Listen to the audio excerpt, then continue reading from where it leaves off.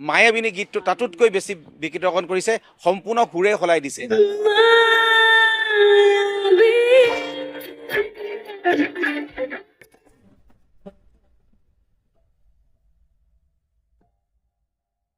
বিশেষকৈ বাঁহী গীতটো যি ধৰণে বিকৃতকৰণ কৰিলে, কোনোবা মেনেজাৰে মৰ্মিতা মিত্ৰ মেনেজমেণ্ট কৰি আছে, চলাই আছে, আৰু তেখেতে গোটেই বস্তুটোক অলপ বেলেগ ধৰণে লৈ গৈছে, আৰু গোটেইখিনি মৰ্মিতা মিত্ৰক এই নাটক কৰিবৰ কাৰণে তেওঁৱেই শিকাই দিছে।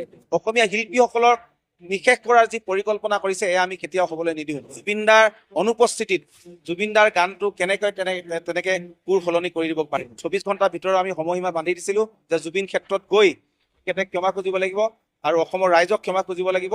সমগ্ৰ অসমৰ জুবিন অনুৰাগীয়ে মৰ্মিতা মিত্ৰ অনুষ্ঠান বাতিল কৰিছে, বৰ্জন কৰিছে, মৰ্মিতা মিত্ৰক নিষিদ্ধ কৰিছে, মৰ্মিতা মিত্ৰক আৰু অনুষ্ঠান কৰিবলৈ দিয়া নহ'ব বুলি ইতিমধ্যে ঘোষণা কৰিছে। যিসমূহে মৰ্মিতা মিত্ৰৰ অনুষ্ঠান এই বছৰ বাতিল কৰা নাই, তেওঁলোকে অনতিপলমে বাতিল কৰিবলৈ আমি আহ্বান জনাইছো। মৰ্মিতা মিত্ৰ সীমা চেৰাই গৈছে কাৰণে আমি মৰ্মিতা মিত্ৰৰ বিৰুদ্ধে ব্যৱস্থা গ্ৰহণ কৰিছো। ইয়াৰ পিছতো যদি অসমৰ একাংশ শিল্পীয়েও এনেধৰণৰ কাৰ্য, এনেধৰণৰ কুকাণ্ড বা জুবিনদাৰ গীতসমূহক ভুলকৈ উপস্থাপন, অসমীয়া গীতসমূহক ভুলকৈ উপস্থাপন কৰা দেখা গৈছে, আমি অনাগত দিনত সেইসকল শিল্পীকো আমি লাঠি লগাবলৈ আমি সাজু আছো। জুবিন গাৰ্গৰ সৃষ্টি কোনেও নিক্ষেপ কৰিব নোৱাৰিব বা জুবিন গাৰ্গৰ সৃষ্টিক কোনেও ভুল ৰূপত উপস্থাপন কৰিব নোৱাৰিব। ইতিমধ্যেই আমি কালি সংবাদমেল যোগে আমি ঘোষণা কৰিছিলোঁ যে যিগৰাকী বংগৰ শিল্পী গায়িকা, তেখেতে জুবিনদাৰ গানসমূহ বিকৃতকৰণ কৰিছে, জুবিনদাৰ গানসমূহক বেলেগ ধৰণে উপস্থাপন কৰিছে, য'ত নেকি অসমীয়া জাতিৰ আৱেগত আঘাত সানিছে, অসমীয়া কৃষ্টি সংস্কৃতিৰ প্ৰতি ভাবুকি আনিছে, আৰু যিসমূহ আচলতে কাণ্ড কাৰখানা কৰি আছে সেইবিলাকৰ ওপৰত আমি দৃষ্টি নিক্ষেপ কৰিছোঁ। আৰু সেইটো কাৰণে কালি সংবাদমেলত কৈছোঁ যে এইগৰাকী কণ্ঠশিল্পীয়ে বাৰে বাৰে, আচলতে এবাৰ দুবাৰ নহয়, বাৰে বাৰে এনেকুৱা ভুল কৰি আছে, আৰু এবাৰ ভুল কৰিলে ক্ষমা কৰি দিব পাৰি, কিন্তু বাৰে বাৰে একেটা ভুলকে যদি কৰি থাকে, তেনেহ'লে যদি আমি ক্ষমা কৰি থাকোঁ, তেতিয়া আচলতে আমাৰ অসমীয়া জাতিক যি ধৰণে বহুতে সুবিধা লয়, সদায় এনেকৈ সুবিধা ল'ব। কাৰণ কিয়, তেওঁলোকে ডাঙৰ ডাঙৰ ভুল কৰিব, ডাঙৰ ডাঙৰ ভুল কৰাৰ পিছত আমি অসমীয়া জাতিয়ে আমি যিহেতু অতিথি পৰায়ণ হয়, যে আমি মাফ কৰি দিম, ক্ষমা কৰি দিম, তাৰপিছত আকৌ তেওঁলোকে দুনাই সেই ভুল কৰিব, আৰু ঠিক তেনেকুৱা ধৰণৰ পৰিলক্ষিত হৈছে মৰ্মিতা মিত্ৰৰ ক্ষেত্ৰত। বিশেষকৈ বাঁহী গীতটো যি ধৰণে বিকৃতকৰণ কৰিলে, কিন্তু মায়াবিনী গীতটো তাতোতকৈ বেছি বিকৃতকৰণ কৰিছে, সম্পূৰ্ণ সুৰে সলাই দিছে। আৰু সেয়া কোনো এগৰাকী কণ্ঠশিল্পীৰ অধিকাৰ নাই, সেয়া কপিৰাইট এক্টৰ ভিতৰতো তেখেতৰ হেৰি নাহে যে কপিৰাইটেও ধৰিব, কাৰণ কিয় সেই গানটো পাৰ্মিশ্যন লোৱা নাই, বা এগৰাকী কম্প'জাৰ যিটো ইণ্টেলেকচুৱেল প্ৰপাৰ্টি ৰাইট আছে, লিৰিচিষ্ট হওক, কম্প'জাৰৰ হওক, পাৰ্মিশ্যন ল'ব লাগিব যদি তেখেতে সুৰটো সলনি কৰি গায়। কিন্তু জুবিনদাৰ অনুপস্থিতিত জুবিনদাৰ গানটো কেনেকৈ তেনেকৈ সুৰ সলনি কৰি দিব পাৰে। ইভেন যদি মোৰ গান এটাও যদি কোনোবাই তেনেকৈ সুৰ সলনি কৰি গায়, তেনেহ'লে তাৰ উচিত জবাবদিহি হ'ব আৰু উচিত প্ৰত্যুত্তৰ দিব লাগিব, আৰু আইনগতভাৱে সেয়া দোষী সাব্যস্ত হয়। সেইকাৰণে আমি জুবিন গাৰ্গৰ সৃষ্টিৰাজিক বিকৃত উপস্থাপন, অনাধিকাৰ ব্যৱহাৰ, অসমীয়া জাতিৰ আৱেগক আঘাত সনাৰ সম্পৰ্কে আমি এই এজাহাৰখন দাখিল কৰিছোঁ মৰ্মিতা মিত্ৰৰ বিৰুদ্ধে।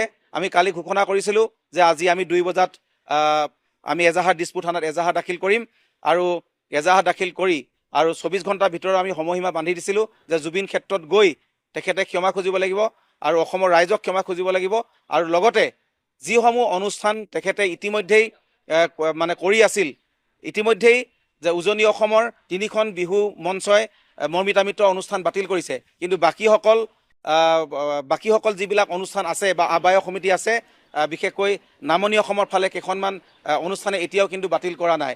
উজনি অসমৰ ফালে সেয়া যিখিনি আদৰণীয় পদক্ষেপ লৈছে আহ্বায়ক সমিতিসকলে আমি ধন্যবাদ জ্ঞাপন কৰিছোঁ। মই অনুৰোধ জনাইছোঁ যে নামনি অসমৰ এজন বিশেষ আচলতে দালাল ৰূপী কোনোবা মেনেজাৰে মৰ্মিতা মিত্ৰ মেনেজমেণ্ট কৰি আছে, চলাই আছে, আৰু তেখেতে গোটেই বস্তুটোক অলপ বেলেগ ধৰণে লৈ গৈছে, আৰু গোটেইখিনি মৰ্মিতা মিত্ৰক এই নাটক কৰিবৰ কাৰণে তেওঁৱেই শিকাই দিছে। আমি যিহেতু মৰ্মিতা মিত্ৰ এখন ডাঙৰ নাটক ৰচিলে, এক অসমীয়া জাতিৰ বিৰুদ্ধে এক ষড়যন্ত্ৰ ৰচিছে, অসমীয়া শিল্পীসকলক নিশেষ কৰাৰ যি পৰিকল্পনা কৰিছে, এয়া আমি কেতিয়াও হ'বলৈ নিদিওঁ। কাৰণ কিয়, অসমীয়া শিল্পীসকলৰ, অসমীয়া থলুৱা শিল্পীসকলৰ আজি পেটত গুৰ মাৰিছে মৰ্মিতা মিত্ৰৰ নিচিনা এই বাহিৰৰ পৰা অহা যিসকল জুবিনদাৰ নামত গীত গাই কিনে, জুবিনদাৰ নামত বেপাৰ কৰি কিনে বেছি উদ্ভণ্ডালি কৰি আছে। সেইকাৰণে সময় সীমা বান্ধি দিছিলোঁ আৰু সীমা চেৰাই গৈছে, সীমা অতিক্ৰম কৰিছে। ইয়াৰ পিছত আমি ক্ষমাৰ যোগ্য নহয় মৰ্মিতা মিত্ৰ, আৰু মৰ্মিতা মিত্ৰ অসমত বয়কট হ'ব লাগিব, বৰ্জন হ'ব লাগিব। এই বছৰ কোনো বিহু অনুষ্ঠানত যাতে মৰ্মিতা মিত্ৰ অনুষ্ঠান পৰিৱেশন কৰিব নোৱাৰে তাৰ ব্যৱস্থা কৰিব লাগিব, আৰু যদি নকৰে আহ্বায়ক সমিতিসমূহ জবাবদিহি হ'ব, আহ্বায়ক সমিতিসমূহে ইয়াৰ দায়বদ্ধ হ'ব। এইটো কাৰণ কিয় জুবিন অনুৰাগীয়ে সমগ্ৰ অসমৰ জুবিন অনুৰাগীয়ে মৰ্মিতা মিত্ৰ অনুষ্ঠান বাতিল কৰিছে, বৰ্জন কৰিছে, মৰ্মিতা মিত্ৰক নিষিদ্ধ কৰিছে, মৰ্মিতা মিত্ৰক আৰু অনুষ্ঠান কৰিবলৈ দিয়া নহ'ব বুলি ইতিমধ্যে ঘোষণা কৰিছে।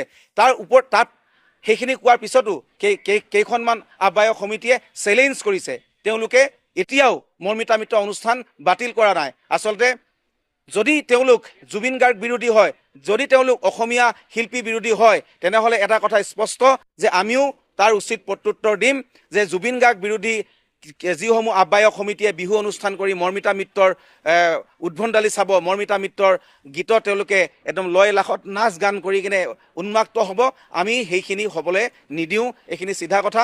আমি আহ্বান জনাইছোঁ আকৌ এবাৰ আহ্বায়ক সমিতিসমূহক, যিসমূহে মৰ্মিতা মিত্ৰৰ অনুষ্ঠান এই বছৰ বাতিল কৰা নাই তেওঁলোকে অনতিপলমে বাতিল কৰিবলৈ আমি আহ্বান জনাইছোঁ, আৰু নহ'লে কিন্তু আমি তাৰ বিৰুদ্ধে প্ৰতিবাদ আমি গ্ৰহণ কৰিম। আৰু এটা আটাইতকৈ ডাঙৰ কথা যে মৰ্মিতা মিত্ৰৰ নিচিনা এই গায়ক গায়িকাবিলাকক যে বা বাহিৰৰ এই গায়ক গায়িকাবিলাকক যে আমাৰ হাত বিহুত বা আমাৰ এই বিহু অনুষ্ঠানত কি দৰকাৰ আছে?